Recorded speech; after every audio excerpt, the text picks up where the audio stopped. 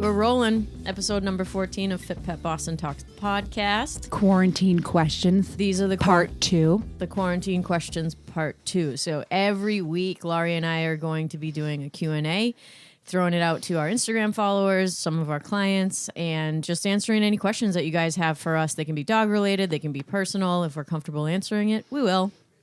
Normally on this podcast, I sit down with local Boston, Massachusetts area dog handling professionals, and we talk about our lives, our jobs, and our dogs and our careers. But lately that hasn't been possible. But I'm local. You are local. Yes, you're local. You're part of my inner circle. The inner circle. So we can be close. I feel like we need a new tagline. What do you mean? Because, like, hello, all you cool cats and kittens.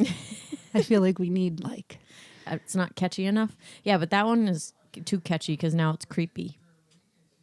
I think Carol made it creepy.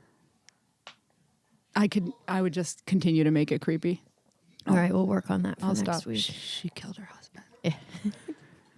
Yeah. If anyone hears breathing, that's Big Boo's in the house today. Yeah, Big Buddha is chewing a bone. We just had a good boy. Really short tug session downstairs, which both of us almost blew our back out hanging out with him. So, all right. We have a bunch of questions that came in this week, and we are going to answer half of them today and half of them next week. So we're not going to do an open forum next week. And if you don't hear your question today, we are absolutely going to get to it next week. And I really appreciate all the questions that came in, some really, really juicy ones, and some personal, some dog related, and we will answer them all eventually. So, and we have a lot from our Team Mahaley crew. Yes, we so do. Stay on this one. Yeah, stay on this one. So we have a lot from the Team Mahaley girls, and we have 2 from Andrea at Ann Sue Camp. And she asked a lot of questions. I love Andrea. She's such a cool person and a great dog mom. We're going to answer the fitness-related ones that she asked this week first, and then next week we'll get into her dog-related questions just to kind of roll with the vibe from the last podcast. So we'll get right into it. Her first question is for Laurie. Laurie lost 35 pounds, ? Holy smokes. How did she do it? What type of cardio and weight routine? I started right after my 40th birthday last year. So it's probably the last week of March. I hooked up with Kelly Igo, who's at Kelly Igo on Instagram, and she is part of Team Mahaley. And it's Mihaly, Team Mahaley. They also have, on Instagram, they're also Team Mahaley, and you can go to their website. And so I did what Kelly told me to do. I probably did the least amount of cardio in my life, which I appreciated, because I hate cardio unless it's walking my dog or walking someone else's dog. And I did a lot of heavy lifting, which I've been lifting weights since I was 15 years old, but I had to up my game a little bit, and Kelly controlled my diet as far as how many carbohydrates, proteins, and fats I was consuming, and she seemed to always have the right formula. So she took in consideration some health issues like low thyroid, and everything ended up regulating. It's pretty amazing. My health I didn't realize how I wasn't feeling well. And then as my diet changed and my weight went down, I actually got control of my thyroid, and everything's kind of leveled off. I'm a lot healthier. And your back pain went away. Yeah, because I lost weight. I was carrying around all that cargo. Really though, I think probably 80% of my back pain went away after that. So if anything is a motivation to keep it off, it's definitely my back pain. Yeah, for sure. And I think that for just a onlooker, kind of experiencing this with you, I said it last week on the podcast, and I hate making claims when it comes to fitness stuff because I just don't know a ton. I follow directions really well, so that's why I have seen success with the programming that we do.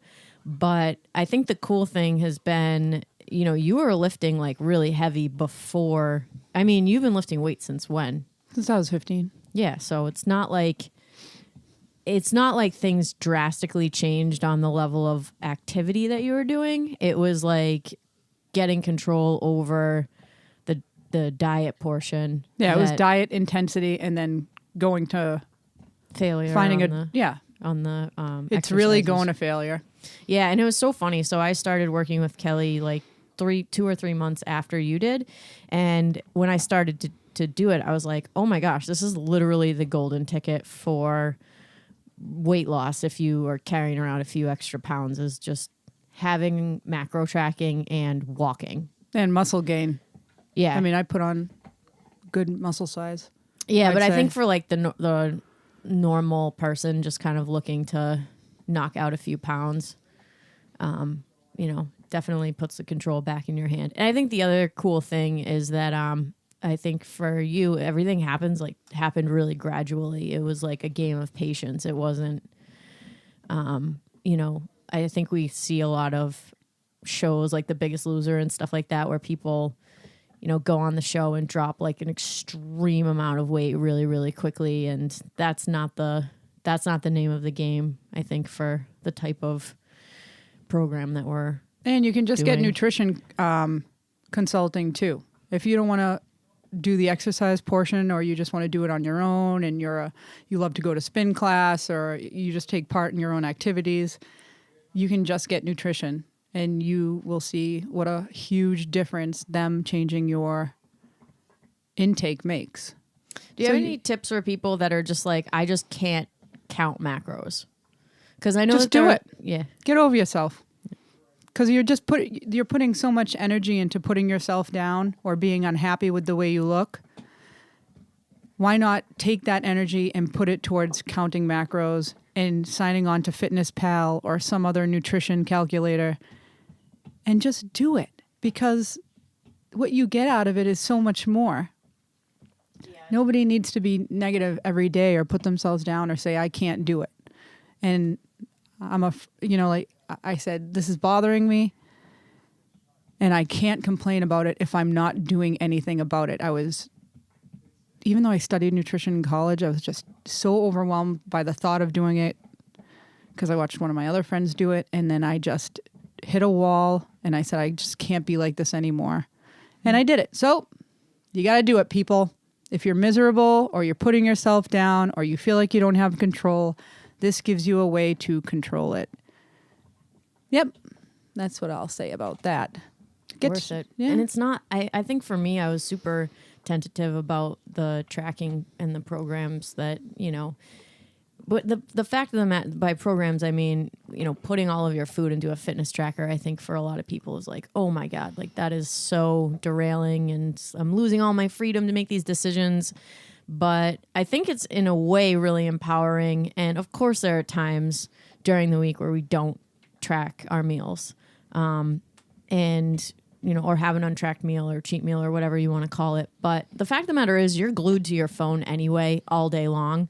So to have it with you while you're preparing food is like probably the easiest thing. I think if we were tracking like back in the 80s when, we would have to do all of this math in order to have a really good grasp, it would be so much harder. But these, the technology is there for us to, like you just said, have the control. So why not take advantage of it? And it holds you accountable, and Kelly holds you accountable. Nobody wants to let down their coach. So, yep.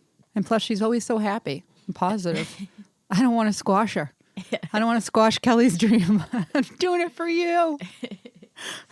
Yeah, it's great. It's great to work with somebody that I've had a lot of coaches. Well, a couple. I shouldn't say a lot.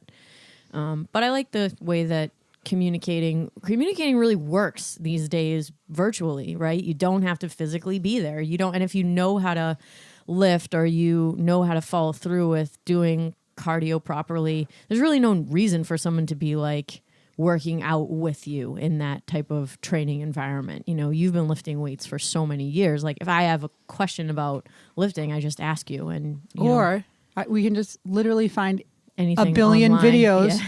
Either online or on the Instagram Team Mahaley page. They throw out so much information. You just aren't left in the dark. Yeah. Just got to grab it. Grab it. Grab it. All right. Second question is for me. Leah, are you still doing cyclocross? COVID containment aside, how do you find the time to do it all? No, I don't race cyclocross anymore. I love riding my bike and will always do it. I have not been riding since this COVID outbreak because I'm really scared of falling or getting hit and not getting the care that I would need in that circumstance, and that may be overreacting a little bit. But I raced cyclocross. My sister and I started in 2013 and I raced till 2018. So I did 5 full seasons. And for some of you that would have no idea what I'm talking about, cyclocross is a form of bicycle racing. And it is, the races are short. So they run from like 35 minutes to 55 minutes. And it's pure torture. I don't know. I don't think there's really another way to describe it as far as the physical toll that it takes on your body. So it's really fun, and the culture is super supportive and very, very much like a family. I was blessed enough to have a great coach and be on a good team of supportive people, both male and female. And for me, I started to race before I started my business in walking dogs. And what happens is when you start, you kind of start at the bottom of the barrel, right? So you're racing against people that have your own level of athleticism. And then as you get better, the racing gets harder and harder. And for the female categories, what ends up happening is very quickly you kind of are pushed into this tier of racing where, you really have to be training like at least 8 to 12 hours a week. Hang on one second. Buddha, get off the microphone stand. Okay. Sorry about that. But you have to really make that time commitment to training. And so you're, training like, I want to say 8 to 12, not pushing like upwards of that per week, really just to be competitive. So just to like sit in the arena with the other people that are around you. And especially in New England, there are just so many talented women, and a lot of them are older than myself even. Two things, like thing one was I just didn't have the time. And then once I started to get busy with my dog walking business, and that became a priority for me to learn more about the dogs and to, get my business moving so that I could make it more of a way of life for me. So I wouldn't have to, rely on 2 jobs. I could just dog walk and walking in and of itself, like on a regular day, like I'm getting anywhere between 20 to 30,000 steps in. So that doesn't leave a hell of a lot of room for, jumping on my bike at the end of the day and then, going on a 2-hour tempo ride or whatever. So there was a time commitment. So that was a consideration. And then the other thing for me was I just stopped enjoying it. I was getting super stressed out from racing and psychologically stressed out, and that was taking a toll on me a little bit. And then the physical stress as well. So, you can kind of like put yourself into a position where you're training and you're spending all of this, mental focus when you're off of the bike, thinking about what you're going to be doing for training and racing and preparing to race and, getting the gear ready, cleaning your bike, making sure that you have everything that you need for any weather condition that might be thrown at you. All of that kind of culminates, and for me was causing a lot of stress. So I just took a step back from it, and I would not, I would never say like, I'm never going back to it. I hated it or anything like that. I think exactly the opposite.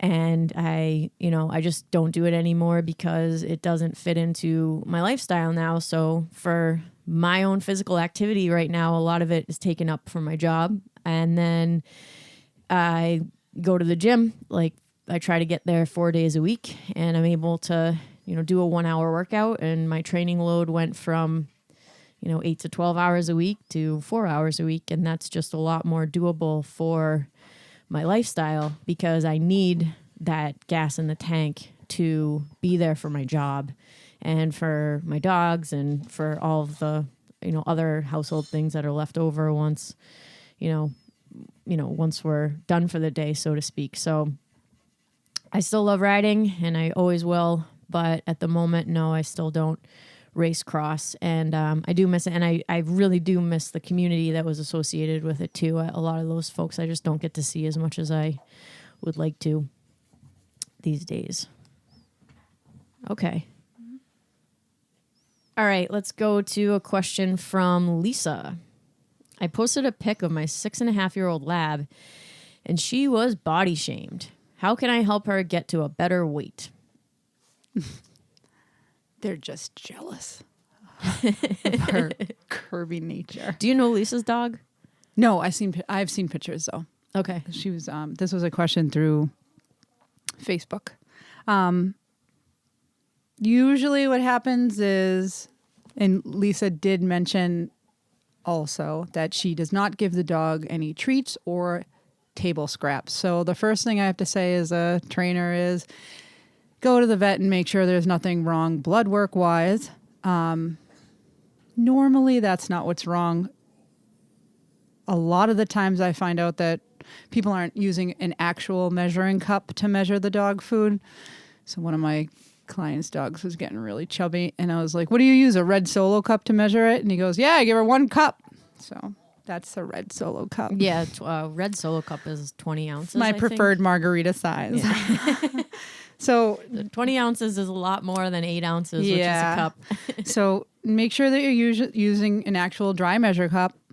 And usually labs are around 70 pounds. So I would just gauge it by a cup in the morning and a cup at night. I do like to feed my dog twice a day, not once a day. And you can try to cut down on the serving by a 1/4 cup morning and night to see if that helps a little bit more. That's what I would suggest. That's the easiest suggestion, is just cut down by a 1/4 cup. Yeah, 1/4 cup increments until you get to that desired weight. And then it takes, time, obviously, for that to happen. So making sure that there's no medical issues first, especially if you see drastic weight gain or loss. Renee talked about this in the podcast episode I did with her. Or hair loss. Yeah, please go listen to that podcast as well with Renee Ryer. She's an absolute grooming professional, and she gave a lot of really cool advice in her interview with me. But if it's drastic weight loss and you haven't really done much different, or weight gain, you do want to make sure that there's nothing medical going on. And one thing that I would add to what Laurie just suggested, and again, to reiterate what she just suggested, is cut the food, right? So, and by 1/4 of a cup. So if you're feeding, and I would say a lot of the labs that we see get 1.5 to 2 cups per meal, unless they're a smaller lab. So if there's just a smaller dog, obviously you're just going to get less food based on their weight, but reducing by a 1/4 cup size. And then the thing that I would suggest too is, and I think because of the name of my business, right? So Fit Pet Boston, I think it might be, it might allude to, you're running around with the dogs or whatnot. And really it's a dog walking company. I hike, I do off leash stuff, and we do field runs just like, every other dog walking company I think should be doing. But the thing to go to is the food, not the exercise, right? So if your dog is overweight and suddenly you decide like, oh, I need to go running with this dog to get this weight off of them. Don't do that. Yeah. Can you just kind of explain why that would be a bad idea? I don't know. Just imagine you start a diet and you're like, oh, today I'm going to do hill sprints on the first day of your diet.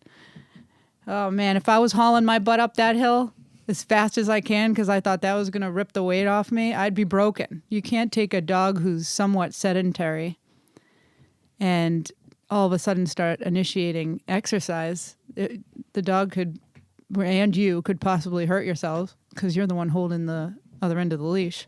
Yeah, and also depending on the dog's age, and I'm not using Lisa as an example now at all, but, depending on the dog's age, like as a dog gets older, just like us, their metabolism slows down. So if you don't cut the food down or, make those, the correct dietary choices, right? So the type of food that you're feeding the dog, you may see a little bit of weight gain, but the first thing to go to isn't the exercise, because if you have an overweight elderly dog or a senior dog, now you're their just little knees. Yeah, their knees, their hips, their elbows. You just don't want to do any damage that could have just been avoided if you just do the normal amount of activity that you usually do, maybe adding 10 to 15 minutes to the walk, let's say, and just cut the food down a little bit and see if you can make a gradual progression towards a more healthy weight. And I usually don't change the food to a lower fat food. I usually just try to cut down on the regular food. And if your dog is not spayed or neutered, they need more food. So a lot of times people will see their dog experience weight gain right after a spay or neuter. That's because their hormone levels have changed. They don't require the same amount of nutrition. So yes, your young, unneutered or unspayed dog will require more food, and that changes over time, just like us. Do you think that young, unneutered, and unspayed dogs also have a higher energy level? Yeah. Yeah. So they have more energy requirement. I was a lot more Exercise. sprightly myself back in the day. You didn't get spayed. No, I was not spayed. Okay, great question, Lisa. Thank you. And good luck. All right. Leslie at X Bunhead. Good friend Leslie. Such Hi, a Leslie. Sweet lady. Hi, Leslie. Hey, girl. Hey, Ernie. Ernie's a scruffy looking guy. He's so cute. He's on Facebook too. You can see him there. All right. Leslie asks, I find ticks after our walks. Question would be, do you have a preferred tick product and or home products, tips and tricks for removal? Where do you want to go over me? Well, I used to be a huge Frontline user. I'm not anymore. I don't use Advantix. If I'm choosing between the liquid applicator, I choose Frontline over Advantix. So I'll just tell you my own personal opinion, and you can do what you wish. I like Frontline because there's less side effects that have been recorded than Advantix. So Frontline it is. You also have to make sure with a application that you get the liquid onto the dog's skin. And that's where a lot of people fail on the application. If they have a grease spot running from the top of their back all the way to the tail, you didn't do it right. And normally it aggravates the dog if it starts to drip and then they roll in the dirt and then the medicine doesn't even get on the dog. So make sure you get it to the skin. And back in the day, we even used to shave a little spot and drip it in until it dried. In that case, it worked very well. Now I use a Seresto collar on Buddha. And we use an all-natural flea and tick spray right before we go into the woods, and it's called Natural Care Plus. Yep, Natural Care Dog and Cat Flea and Tick Spray, 14-ounce bottle, and we get it on Chewy. And make sure when you choose your flea and tick preventative that sometimes those are only for dogs or only for cats. So make sure that your cat won't get harmed because they could if you're using a dog flea and tick preventative. What else? So all natural flea and tick, we throw that on right before the woods. Seresto collar, I pick Frontline over Advantix. As far as the ingestible neck guard, Seresto is supposed to be preventative, so the tick doesn't even want to go on the dog. Neck guard, I've seen ticks attach to the dog and die immediately. It's really up to you. I don't prefer giving my dog the ingestible because it makes me nervous that I'm putting these chemicals in his body. Ruben is always in the woods, and so we gave it to him, and it's worked amazingly well. My last dog, my Rippa, she had Lyme. Oh, she got bit by a tick when she was like 9 weeks old, too. I was so mad. So I don't prefer neck guard, but it works. So yeah, so I think for humans, the tick has to be attached for 48 hours. This is what the doctor told me because I had a tick on me and I went to the doctor in the fall. But the tick has to be attached for 48 hours to transmit Lyme. And in general, right, we don't want ticks all over us because it's freaking disgusting. Yesterday, I was sitting on my little couch here and I literally was just scrolling on Instagram and there was one walking on my hand, and we hadn't even gone to the woods yesterday. We just did a long street walk, but I had kind of gone along the side of the sidewalk to let other people pass. And so I was kind of off of the beaten path, but it's just gross in general to have ticks in your home. Well, as a when your thought. dog's on the furniture. And then your it dog on the curls. furniture and on the bed and stuff like that. So, yeah, the next guard for some reason has really worked well with Ruben. And then there have been a few dogs that when I've been grooming longer haired dogs, well, I should say fur, not hair. The ticks are just like coming off of their coat because the next guard has killed them either in the coat or when they were attached to the skin. So it's a hard argument to make that it doesn't work. It definitely works. What I would suggest is if you choose a product to then not choose another chemical product. So if you use a Seresto collar, don't then give your dog NexGard. Try a all natural product like the one Laurie mentioned, the Natural Care Plus. It works really well, I think, because when I don't use it, I find ticks. So I don't know. I wish that I could give some more hard data, but that's all I have. And then a couple of things too that you can do is just like with your hands, just brush the dog off before you go, after you get out of the woods or before, they hop inside your car, and do the same thing to your pants. Just because you're not going to be able to see everything, and just, running your hand over can get rid of a bunch of, critters that aren't quite attached yet. And then if you have a dog with longer hair, so like a poodle or a Bichon or anything that you would, want to bring to the groomer, get a shorter cut in the summer months if you're going to be spending time in the woods. Or their undercarriage. Yeah. So with, you can't see it if you look to the side, because some people are really dedicated to their dog's long coat. Right. And for, Leslie's dog in particular, he has kind of that wiry, scruffy coat, so we can take that down a little bit underneath just to kind of give, have less of that whole brushing action going on when he's hanging out in the woods. It makes it easier for A, the ticks to just not get on the dog, and B, for, them to quickly be brushed off. So use a comb. I usually check the ears, armpits. Usually those are the first. When I can always catch it if it's, like eagle eye, I can always catch it if it's on their head and they're like just a decimal point. So comb. Yeah, they're gross. A chemical with a non-chemical, like a Seresto collar with a spray, or the NexGard with a spray. Yeah, and the Natural Care, like you're not supposed to put it on your skin. Like humans aren't supposed to put it on their skin, but I put it on my pants, my shoes, and then I'll even spray it in my van. And change your clothes when you get out of the woods, because you just don't want them crawling all over you, and you should have somebody do a check. Sorry. Okay, awesome question. Okay, the next one is from @Lawson-Larry. Lawson-Larry asks, do you ever do mentoring? And the question is for you both. I mentored 2 people, Melissa and Leah.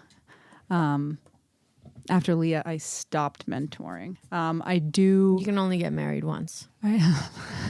I do. Or I should say, you can only be married to one person at a time. So when she gets rid of me, Larry, you know where to go. You're up, Larry. No, so Melissa, she ended up being like a little sister to me, and it was her birthday yesterday. Happy birthday, Melissa! Happy birthday, Melissa! It's so old. Yep. I know Colton's taking care of her. Colton and Margarita. So no, I don't do it anymore, but I did, and I still every once in a while, my cousin Joy will help me, and I would say I mentor her as well. Yeah, but I think now I just focus on what I can focus on. I want to make sure I can give somebody the attention they deserve, and I don't feel like I can do that right now. Yeah. I think, too, the dog industry is changing a lot from when you were mentored. And I'm sorry, Larry, to answer your question, I don't do mentoring because I don't have the experience as a trainer. I'm just new at it and still learning a lot myself. And I know how to run a successful business and do all of those things for my company and my brand and all that. But as far as training, I just still feel like I'm soaking in a lot of information right now myself. But what I would say is I think that mentoring type of relationships happen organically. And when they happen organically, it allows for the most growth and the most understanding between the person that's doing the mentoring and the person who is being mentored.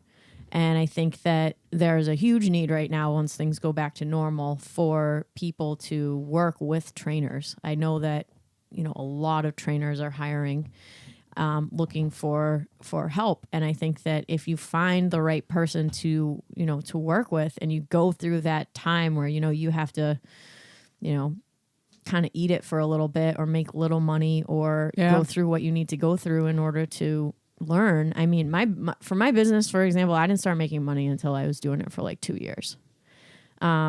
And I had a lot of people along the way helping me, whether it was with dogs or with business. And as a trainer, you have to have the same mentality, right? So you have to say, okay, I need to go through this time where I cut my teeth and work for somebody, and maybe, do something strange where like, not strange. I mean, I was cleaning shit out of kennels for years. yeah, but like, you lived at the kennel. I lived practically in the kennel on a Kuranda cot. Yeah. So it's not, it's definitely, if it's an easy road, you got lucky. And I think that there are people who get lucky, but I think that also you just have to find the right person that you can connect with, work for somebody that is really good at what they do, and expect, give yourself a timeline and say, you know what, I'm going to go find the best freaking trainer in Boston or wherever you live, Larry. And I'm going to go work for them, and I'm going to, take whatever it is that they have to offer. And I'm going to, make sure that I'm putting, my best foot forward. And if they're somebody that, you connect with and you click with and you can learn from, and they can rely on you and trust you, you're going to get to where you want to be, hands down. Because at this stage in the game, I've said it before on a podcast, like there are enough dogs, right? So there's plenty of dogs to be walked, to be trained, to be groomed if you're into that. Grooming is another thing that is a super important piece of the puzzle and of the dog industry. So just don't put money on the brain, I think, is the best advice that I can give anybody who's just starting something. Like, do it with your whole self. Don't expect to make any money off of it. I mean, I remember when I started this podcast, one of my friends, the first thing he asked me was like, yeah, but are you making any money doing that? I'm like, not at all. I don't make any money doing this. I do this because I love doing it. And I started walking dogs because I was like, I can do this. Like, I know that I'm not making any money right now. I know that it's a challenge, and I have 2 jobs and it's a struggle, but I want to learn as much as I possibly can before I get into the situation where I have too many dogs, or I, get in over my head. And that's how, we even met, was like, I had these dogs with behavioral problems. And I was just like, I need help figuring out how to, navigate, I need help. And that was, really the kind of the catalyst for me getting into dog training. And, and like I said, didn't teach a class for over a year, didn't take any money from anybody for training for the same amount of time. I mean, I think from my perspective, building up the relationships that are going to lead to success, and then, kind of just surrendering yourself to the fact that you're going to have to be uncomfortable for a little while until you figure things out, I think and that goes for any industry. It doesn't matter what you do. If you go into a new project being like, how can I make money off of this? Unless you're really freaking good at it and already have a network set up to support you, it's just not going to happen. You just have to give yourself the time to, figure out the industry, figure out the landscape, figure out what it takes, and just constantly be learning. So, yep. Find somebody you like, get in the door, do the grunt work, listen, ask questions, and preferably screw up your own dog before you do somebody else's. Yeah, wow, what great advice that is. Whew. I make so many mistakes with Ruben. And one other thing that you told me very early on was, probably like the first or second time that I met you, and one thing that I will always remember, and I still remember now, I started asking you questions about other trainers that are online, right? So if you go online and plug in any question about dog training, there are 4 or 5 trainers that are going to come up. And I remember asking you about such and such and who, and you're like, I don't listen to anybody else. Like, I don't go online. I don't do searches. Like, and that really stuck to me because not because you're not learning anymore, but just because you don't listen to noise.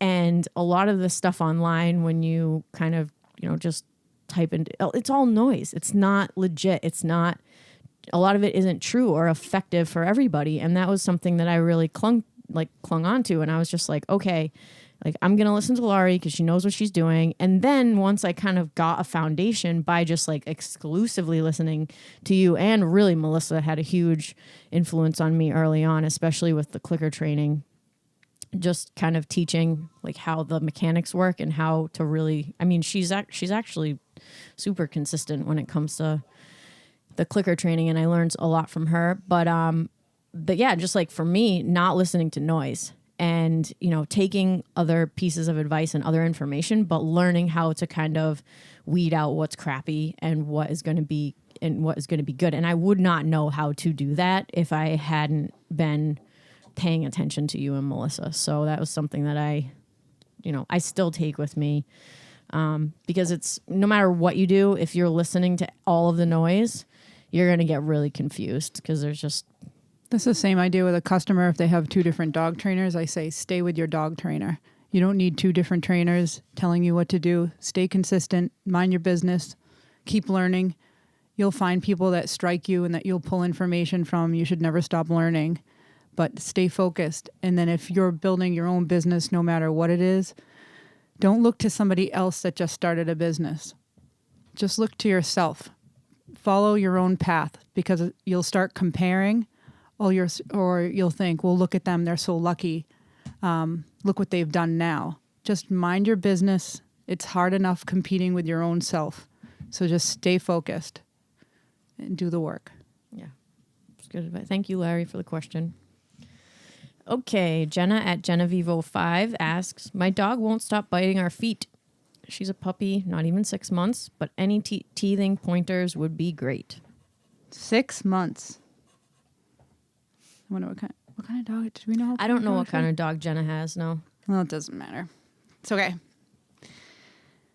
All right. A lot of the times dogs, all right, so puppies, they love to chase. They'll go after feet. A lot of the times people encourage the behavior because they'll start shuffling their feet around. Oh, look, the dog's biting my feet. So funny. We're so annoying as humans. And so you'll start shuffling your feet and the dog will go after them. And sometimes this is a little harder with kids, because they tend to run and scream when the dog goes after their feet. And then, Buddha, stop. They'll start running. They'll go after their feet. That's encouraging. It gets everybody to pay attention to the dog in the house. The second thing is people usually give their puppies too much freedom. So I would start putting in a schedule. So have your dog in the crate, you take them out, and when they're out of their crate, you are entertaining them. This could be with a great chew toy. This could be with a tug toy that you're dragging around the room. It could be with training. Make them work for their food. Just take their kibble out instead of feeding them fat, dumb, and happy inside of a bowl. Take their food. Work on some sits and downs. Have them follow you. Have the dog on a leash so that if they, no matter how hungry they are, if they're still losing focus, have a leash on them. This way you can kind of hold the leash out a little bit so they won't keep digging after they won't keep going after your foot. Wait for them to be calm. And then try to initiate training again. If you need to get the wahoos out, and like I said, get a long stuffed toy, something cheap, something that you could get at Home Goods or online, Home Goods when you're not in quarantine anymore. And I usually tie a string to it or a rope or whatever I can get. And then I drag it around the house and I let the dog chase it. I let the dog win it as well. But I do not leave the dog with this toy in case they consume it or the rope. So this is just an interactive toy between you and the dog. It lets them get their puppy on. It lets them get their nipping on in a safe manner. And I think that the adult in the house should be the one who plays with this toy, not the young kids. Like I said, put it away when the dog isn't using it anymore. So give them an outlet. That's a tug toy, play toy, whatever.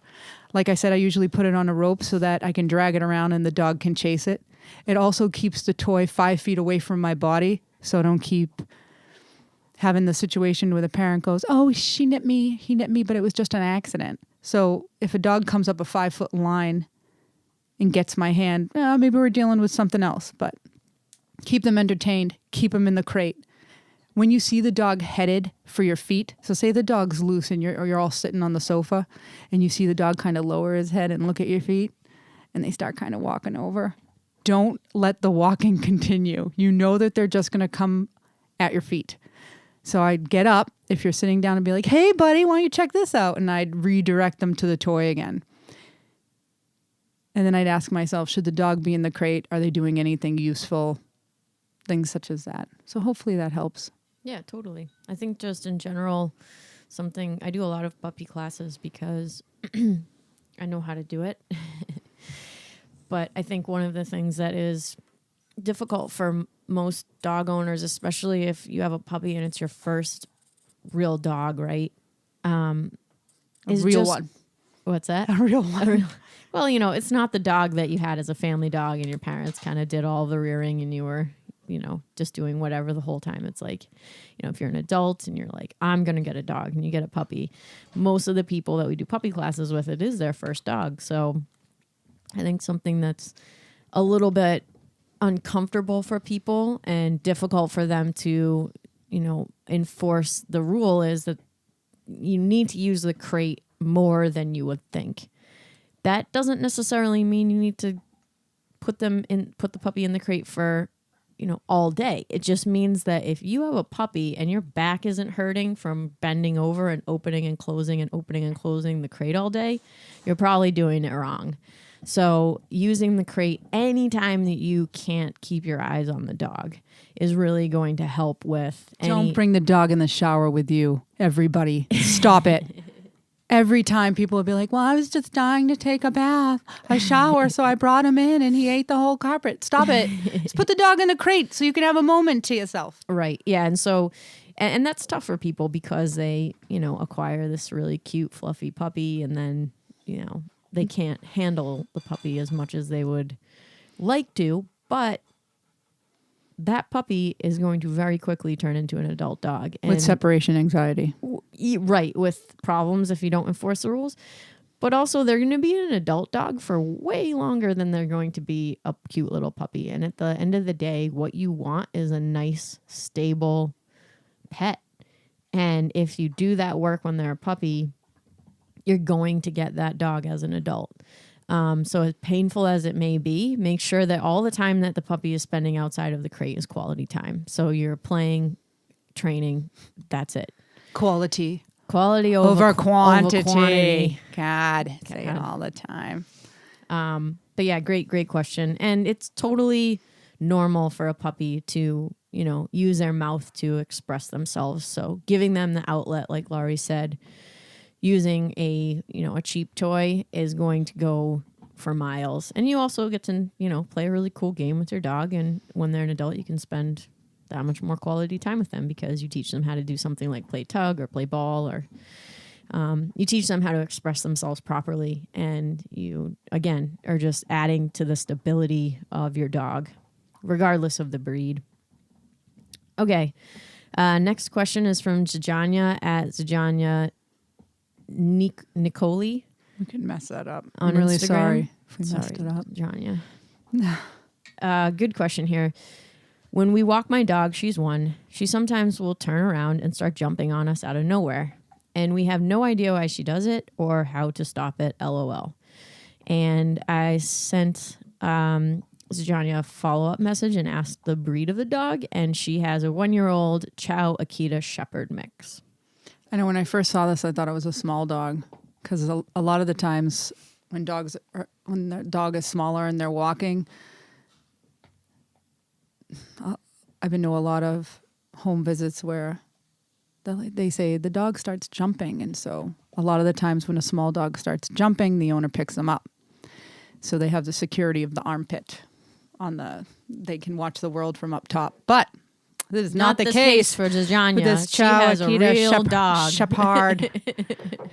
I didn't write Shepherd. I wrote the right Shepherd. Shepherd. Shepherd, everybody. It's hurting. It's hurting Dajanya.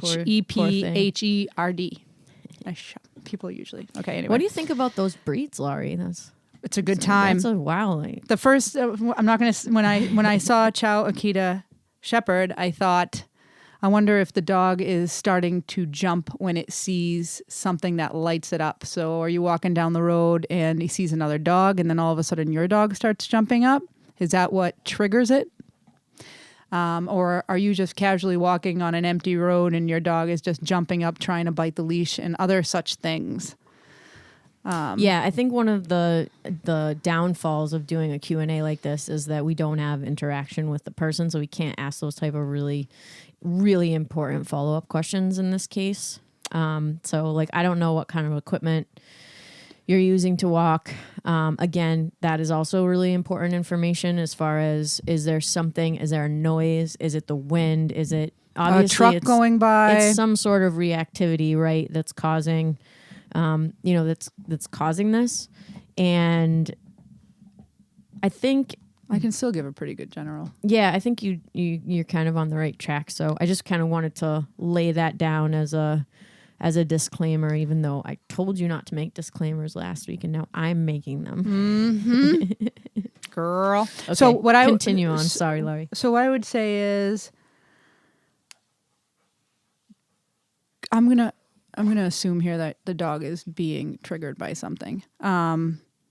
So I would start practicing. Oh God, everyone's gonna Laurie, anyone who trains with me, you should practice the pay attention exercise.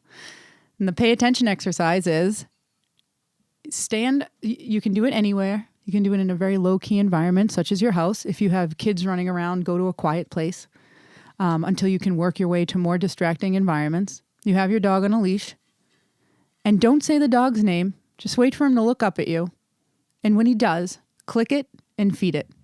If you do not have a clicker or you don't use one, when the dog looks up at you, say yes and give the dog a treat. That's it. You stand there, the dog looks up at you, and you say yes and feed him every single time. Be patient. Don't say the dog's name over and over again. Anytime you sound like a parrot when you're training your dog, stop. It's stupid. It just makes for this repetitive nightmare. So say the dog's doing it really well. And if you want a video of it or something, I'll put it on Instagram or Facebook. Dog is standing next to you. He looks up. Yes, food. Then go upstairs. Maybe you have kids there, parents, family members. Practice there too. Practice if guests are coming over, which you can't really do right now. So stand on your porch. Stand on a busy road far, far away so that nobody can pet you. Everybody knows now social distancing. They're not going to go near you anyway. Go to a pretty, a quieter place and wait for the dog to look at you, say yes, and feed it. Then go into your backyard and feed the dog for following you on your left side. I walk dogs on my left. That's where I prefer it. If you do the right, fine. Just make sure that you stick to one side, and that's that. And feed on the side the dog is walking on. That's Boo Boo chewing a bone on top of the microphone stand. So feed him on that side. This way the dog is always focused on staying on one side that always gives him food. Use good treats. This is how you start off. Then go short distances and work your way longer. Try that. Keep the dog's focus on you. Get off your cell phone if you're doing that. Just focus. You and the dog. You're looking at him and he's like, all right, Ma, we're going for a walk. He's walking by your side. You're just giving him some food along the way to keep him into you. If it is distractions that are keying him up, just try to create distance. Change your walking so that's not always straight ahead. Maybe you want to, go serpentine or walk like a drunk person, so he has to follow you. So he's like, oh, I don't even know where this chick's going, but I know that she's feeding me. Focus on that. And then slowly with time, you can fade it. But right now, just focus on him looking at you, following you, practice in your backyard, and then try to take it on the road. If you're walking him and he starts to jump, you can hold that leash out. And again, it's hard because I obviously can't show you, but you can hold the leash out so that it's like a defensive leash handling skill. Wait for the dog to calm and then continue. Just don't let that reaction stop the walk. Get the dog what he wants. So if your dog starts to jump up when it sees something, maybe it's a person, and then he gets to pet the person, or if he pulls and lunges and then the dog still gets to see the person, he will continue to do it. Yeah, or if the dog is jumping up on you and you touch the dog or, react oh. Yeah, you don't want to jackpot bad behavior. Yeah, you want to jackpot good behavior. And sometimes folks, including myself, won't realize that I'm doing it, whether it's by the tone of my voice or, my body language. I may be encouraging the behavior rather than trying to put the kibosh on it. Yeah, and there are a lot of training collars, harnesses that you could use. I usually start off light. I'll use an easy walk harness, but if it's getting to the point where it becomes a danger to the person or the dog, or now it's an issue where you can't walk them, I do consider correction collars. Yeah, I think that's good advice. And again, not really knowing the nuts and bolts of what Sajania's going through. And you can send us more with her dog. Tell us more if you want. And please, if you're listening, shoot us some more details and maybe even send a video if you can of what's going on, and we can try to make heads or tails of it. But yeah, building up a relationship with food and play is key for your dog. And even though your dog isn't in the the puppy / socialization stage, you have a 1-year-old dog, a lot of the behaviors may be imprinted a little bit deeper, but you still have plenty of room for growth and for change if you make those choices. So, and keep a leash on her in the house too, because I'm sure she's practicing that jumping behavior in the house. So keep a leash on her. You can step on the leash. Just step on it. This way she tries to jump and she can't. And don't yell. Like when you're stepping on the leash, it's not going to work. I don't step on the leash so you're choking her. Just step on it so that when she tries to pop up, she can't jump up. And then I always tell people click and feed the sit out of a dog so that we can try to pull out that behavior a little bit more than the jumping. And then it's always okay to crate your dog if she's loose in the house, if she's bored and she's trying to get your attention. So if she jumps up on you, take the leash and just walk her over to her crate. And if you tell me she chewed the leash, I'll say you weren't watching the dog. She should have been in her crate anyway. And then when she comes out, obedience till the end of the earth, so that's her relationship with you rather than this jumping. Yeah, and I think some of these questions are coming from Team Mahaley people, and I think the nice thing about answering them is that that these people are used to rules and protocols and seeing success in following simple instructions. So, great question. Yeah, we got to get those steps in. Yeah. So we got to get the dog walking right. So all right. Hit us up if you need anything else. Last question from Angie. OMG, I have a mini dachshund and he is, in all caps, impossible to house train. I know Doxies are notorious for this, but what can I do to combat his stubbornness? He knows not to do it because he'll hide after doing it in the house. I love dachshunds. You do love I dachshunds. love them so much. I do. I love them, and I've always wanted one, and I don't know why I don't have one.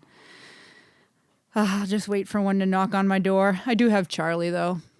Good old Charlie. My first dog that I taught a bunch of tricks to, I lived with her in the kennel, and her name was Lucy Lou. And she was a wirehead dachshund, and I loved her. She took a ton of time to bathroom train because she was actually she was rescued from a family by the trainer who trained me. And she was a pet store dog. They were going to get rid of her because she stole a roast beef off the table and ran up a flight of stairs and then guarded it against the family because she's a dachshund and she's cool. Yes. I was like, good for you, girl. She grabs like a whole thing and she was brilliant. I love her. I miss her to death. I miss all my dogs to death. Sorry, I'm just helping Buddha out here. Sorry about that. All right, so mini dachshunds. One is do not keep her in a penned-in area. Everybody with a small dog, they get rid of the crate, and they put the dog in a pen because they feel guilty the dog's in a crate. That's okay. Don't feel guilty. Next is monitor water. Don't leave the water bowl inside the crate or she'll be peeing all day. Take any puppy pads out of your house. They just tell the dog that it's okay to pee there, and then you get mad when the dog pees elsewhere in the house. It's just mixed signals. If you do have pee pads and the dog's been going on them, just take those pee pads and put them outside on the lawn and bring her to the same bathroom spot every single time. She's in the crate. She goes outside, goes to the bathroom. When she does go to the bathroom, she can have quote unquote free time in the house. And that's time where she is 5 feet away from you at all times. Anytime a dog is out of the crate, what was I going to say? I just lost track. Anytime the dog is out of the crate. I know. So hold on. So you bring her out. She goes to the bathroom. Then she gets some free time with you. She's within a 5-foot leash distance. You want to bring her out every 15 to 20 minutes if she's been having accidents. Don't let the dog out of your sight. Every 15 to 20 minutes, even though it's a pain in the butt, you're sort of starting over again as if she was a puppy. Bring her out to go. And then put her in the crate. Make sure the crate's big enough that she can stand up and turn around in.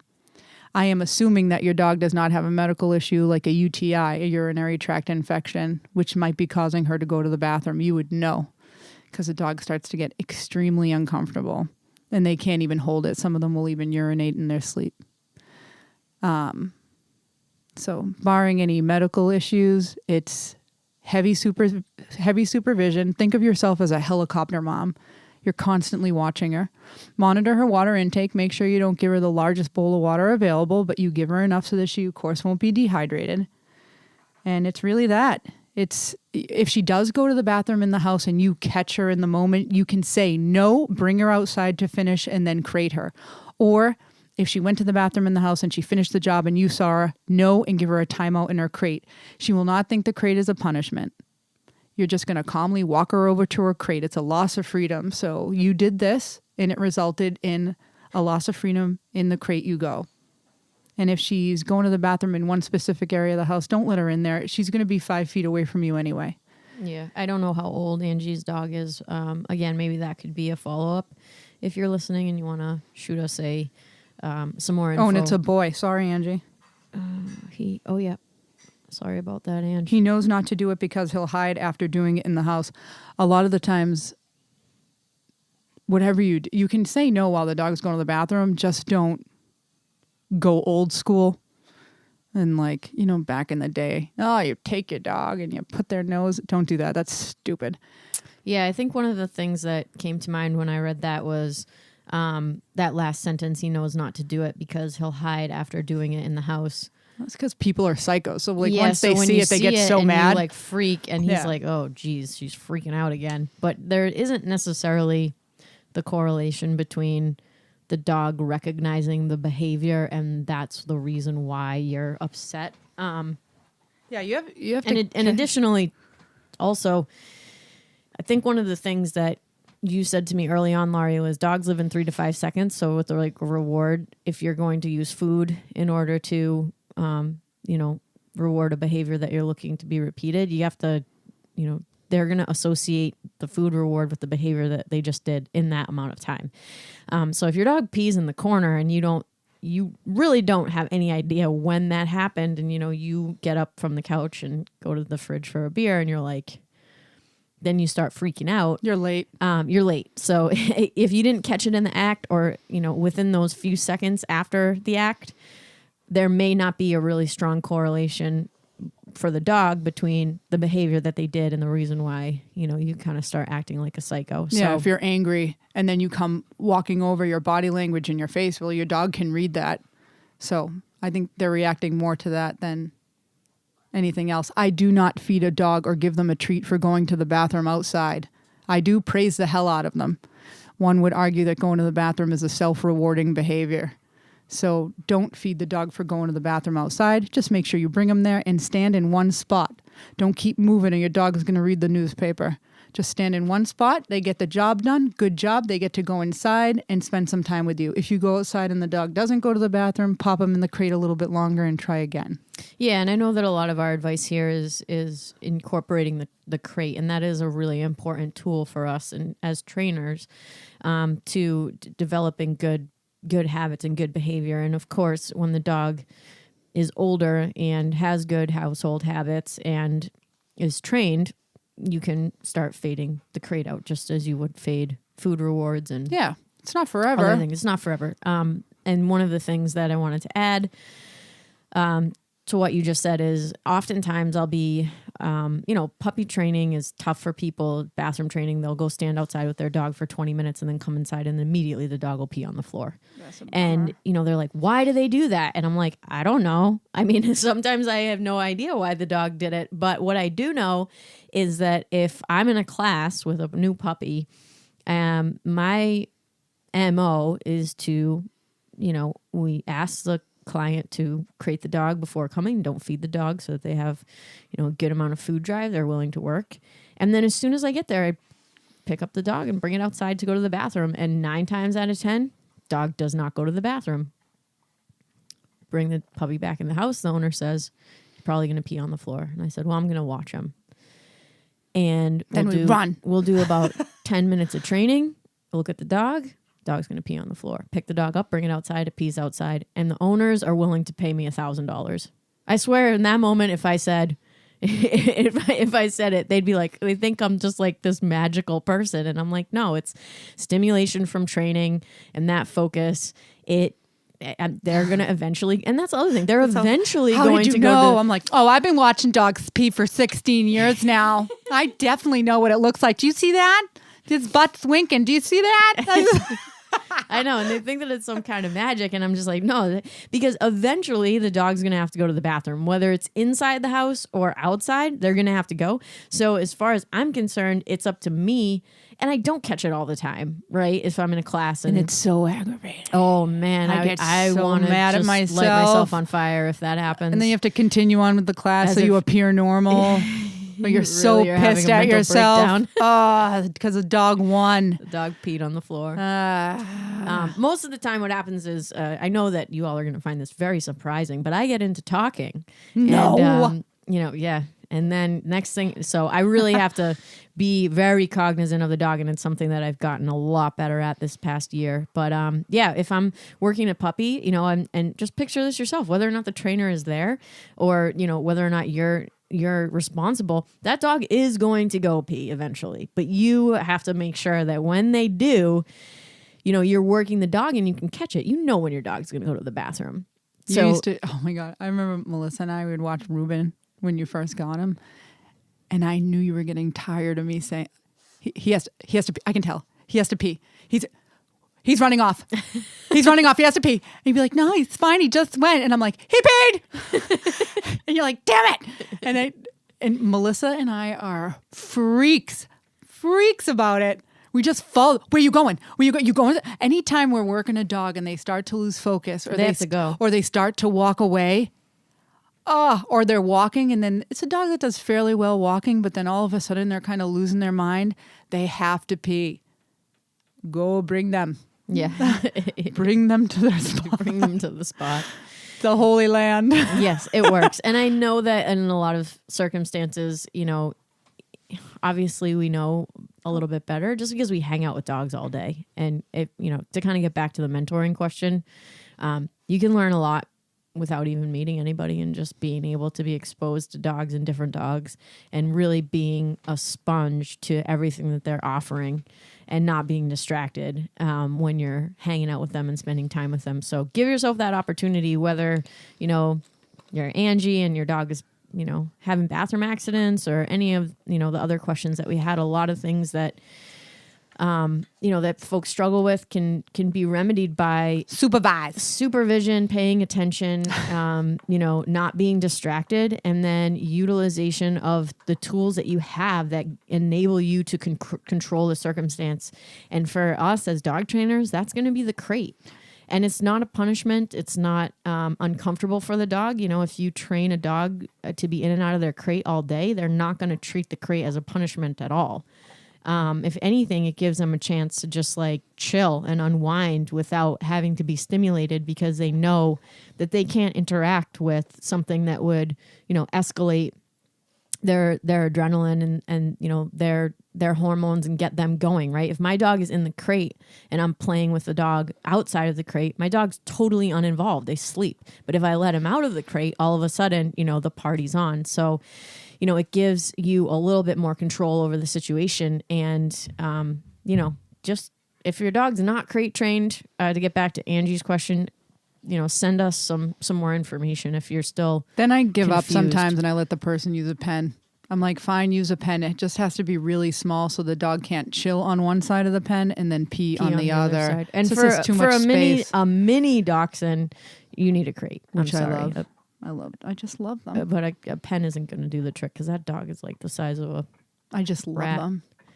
Not a rat. Yeah, a mini Don't talk Dachshund. about them like that. A mini Dachshund is the size of a rat. They're amazing and wonderful. Well, the rats in With longer JP. I legs. used to work in JP. Yeah. All right, that wraps up the Q&A for today. We're going to do another one next week with the questions that you guys sent. So once again, if you didn't hear your question, we will most certainly answer it next week. And in the meantime, I hope everybody stays happy and safe and healthy. And yeah, hopefully. And if you need more or you want to add to your question, just holla. Yeah, well, these are all open-ended. So if you have any contingency questions, let us know. Otherwise, thank you again for listening. And I did want to make another announcement for small business people. Please pay attention to the mass.gov website. If you own your own business and you do not pay a unemployment tax because you file a 1099 or you file taxes just as income or whatnot, it is available to you to receive unemployment benefits. We just don't have the information at this point. The CARES Act has not been released from the federal government, but relief is coming. I know that a lot of folks that listen to the podcast have their own business and are in the same situation that we're in right now, which pretty much sucks. So, but thank you to customers who have sent me basically it's a donation at this point. Yeah. Because I'm not working their dog, but thank you for thinking of us.